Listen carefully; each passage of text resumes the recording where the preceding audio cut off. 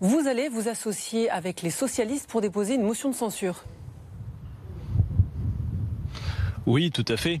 On le voit bien maintenant dans cette affaire, depuis que les faits sont révélés, on a une majorité, La République En Marche, finalement la République des irresponsables, qui fait de l'obstruction parlementaire d'abord, puisqu'elle empêche les travaux de la commission d'enquête, notamment à l'Assemblée nationale, dans une bonne perspective, mais qui fait de l'obstruction tout simplement à l'établissement de la vérité. Enfin, il faut quand même se rappeler qu'aujourd'hui, ce qui est en cause, c'est moins l'effet reproché à M. Benalla en tant que tel, que la période qu'on essaye de nous faire oublier, qui est celle du début du mois de mai jusqu'au mois de juillet, où il faut quand même se rappeler que sans les révélations des journaux, eh bien nous n'en aurions rien su. Donc là est le principal problème.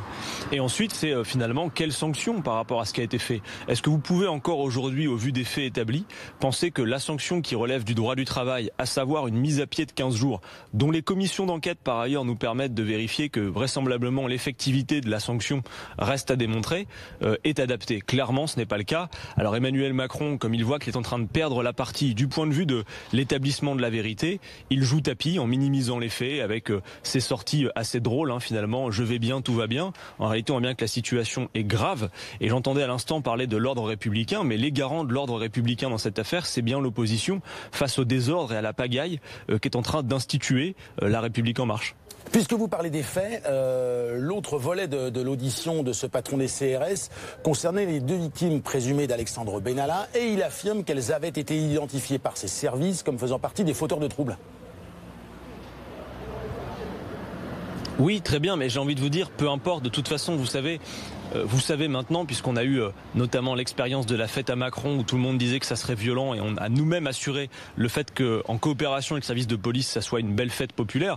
Donc vous savez, évacuons ce thème tout de suite. Je veux dire, il n'y a personne au sein de la France Insoumise qui encouragera quelque forme de violence politique que ce soit, c'est même tout le contraire, et je pense que maintenant vous l'aurez compris. Mais ne revenons pas, si vous le voulez bien, au contexte de l'affaire. J'ai envie de dire, le cas de M. Benalla en tant que tel, il est réglé. Maintenant, on sait ce qu'il a fait, on sait qu'il a usurpé l'identité de policier, et on sait ce que ça suppose du point de vue de l'ordre républicain dans ce pays et l'incarnation de la République en tant que telle. Imaginez demain que vous soyez interpellé par quelqu'un qui serait déguisé en policier, donc potentiellement garant de l'ordre, alors que ce n'est pas le cas, c'est quand même rude. Mais plus que cela, ce qui se pose aujourd'hui, c'est la manière dont le pouvoir a voulu étouffer l'affaire et la minimise encore aujourd'hui.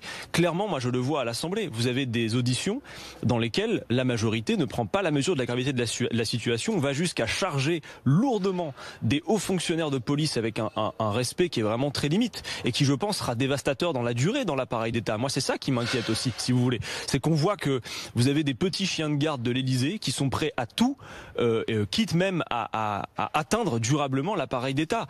Donc nous avons dit qu'au vu de l'avancée des auditions et de la commission d'enquête, il y avait besoin maintenant d'écouter le principal responsable avoué, puisque c'est bien lui qui l'a dit, je suis le seul responsable, venez me chercher.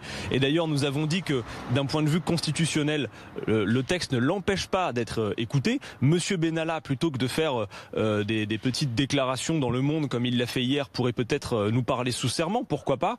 Mais comme de cela, la présidente de la commission d'enquête à l'Assemblée nationale n'en veut pas, vraisemblablement parce qu'ils ont la majorité à l'Assemblée et donc ils sont plus à l'aise, eh bien nous allons maintenant à une autre étape, vous l'avez dit, avec cette motion de censure. Il y en aura une donc des Républicains, nous la voterons, même si nous ne la signerons pas, puisque nous serons impliqués dans la motion de censure des groupes de gauche. Mais en réalité, on voit bien que toute l'opposition est dans un front commun pour défendre la République face à celles et ceux qui veulent nous en empêcher. Voilà ce qui est important de noter. Vous savez, nous, dans cette affaire, à chaque étape, on a voulu porter une résolution politique, une issue positive.